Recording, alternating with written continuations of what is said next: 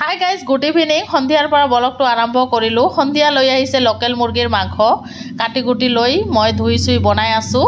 এতিয়া সন্ধিয়া 7টামান বাজে। ভাতটো অলপ দেৰিকৈ বনাম আৰু আমাৰ ঘৰৰ কাষতে নহয় বিয়া হৈ আছে, সেইকাৰণে মই ভয়েছে দিলোঁ। ইমান আৱাজ আহি আছে কি ক'ম আৰু, একেবাৰে ৰাতিপুৱা আহি আছোঁ।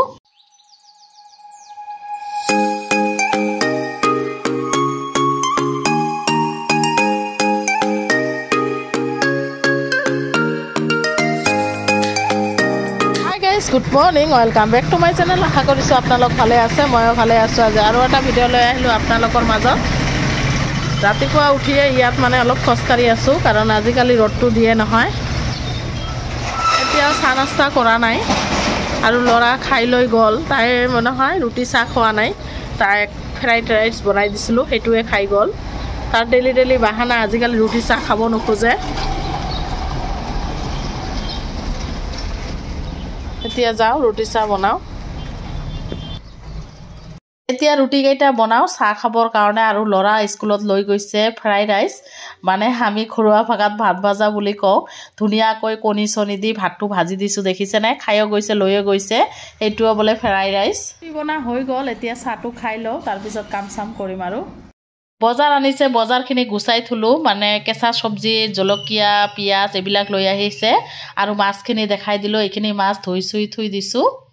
ৰাতিপুৱা চাহ খালোঁ, দেখালোঁ। বজাৰ কি আনিছে তাকো দেখাই দিছোঁ। বজাৰখিনি গুচাই নহয় ভালদৰে ঘৰৰ কামখিনি আজিহে কৰিলোঁ।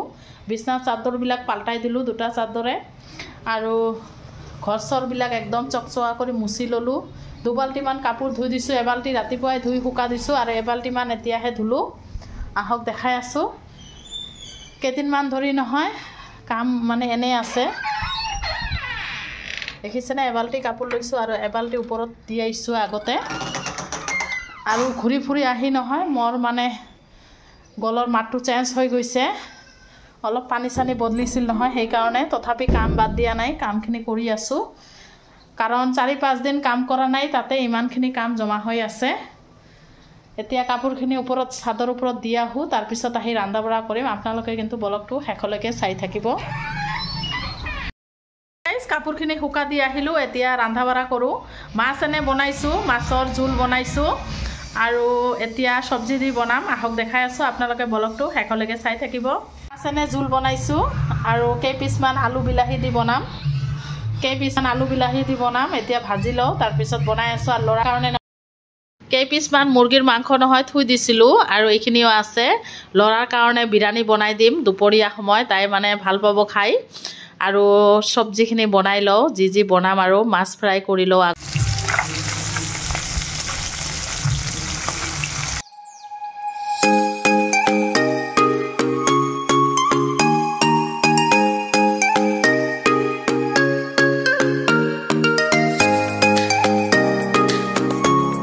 বিলাহী আলুৰ জোলটো বনাই আছোঁ। এতিয়া ধনিয়া পাত দি মাছখিনি দি দিম। মাছখিনিতো ফ্ৰাই কৰি ৰাখিছোঁ, আৰু ইপিনে নহয় মাংসখিনি মজাই আছোঁ।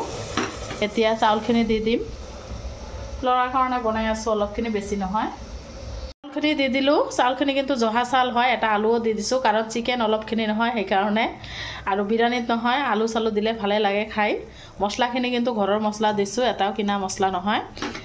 গৰম মছলা, জিৰা বাটা, ধনিয়া বাটা, যি লাগে, আৰু আদা ৰচুন বাটা গোটেইখিনি দিছোঁ। এতিয়া অলপ পানী দি, জোখমতে পানী দি এটা হুইচেল দিম, হৈ গ'ল। ইপিনে মাছৰ তৰকাৰীটো হৈ গ'ল, মাছটো দি দিম আৰু ধনিয়া পাত দি দিম। আহি আছোঁ গাইজ অলপ পিছত, আপোনালোকে ব্লগটো শেষলৈকে চাই থাকক। দুপৰীয়া ৰন্ধা বঢ়া হৈ গ'ল, আহক দেখাই আছোঁ বিৰিয়ানীটো কেনেকুৱা হ'ল। দেখিছেনে বিৰিয়ানীৰ কালাৰ কিমান ধুনীয়া হৈছে।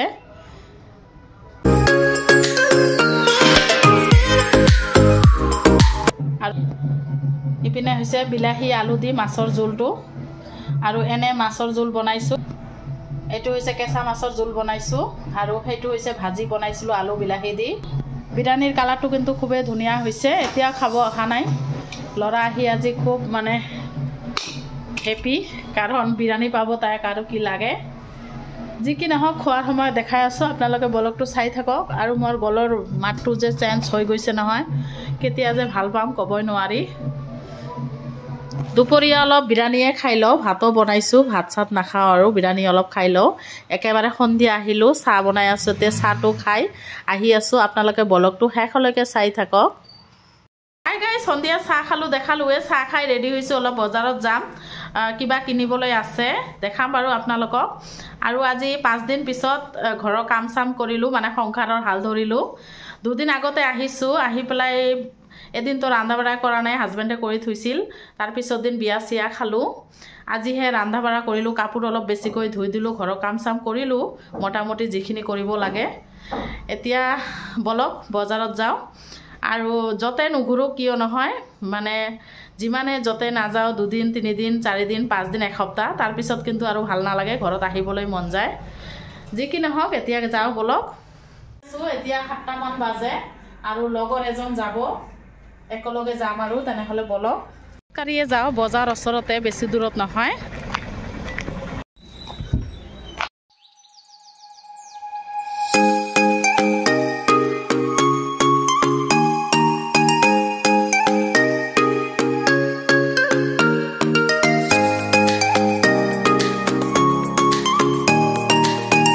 বজাৰৰ পৰা আহি চাহ খালোঁ, চাহ খাই এতিয়া দেখাওঁ আপোনালোকক কি কি লৈ আহিলোঁ বজাৰৰ পৰা।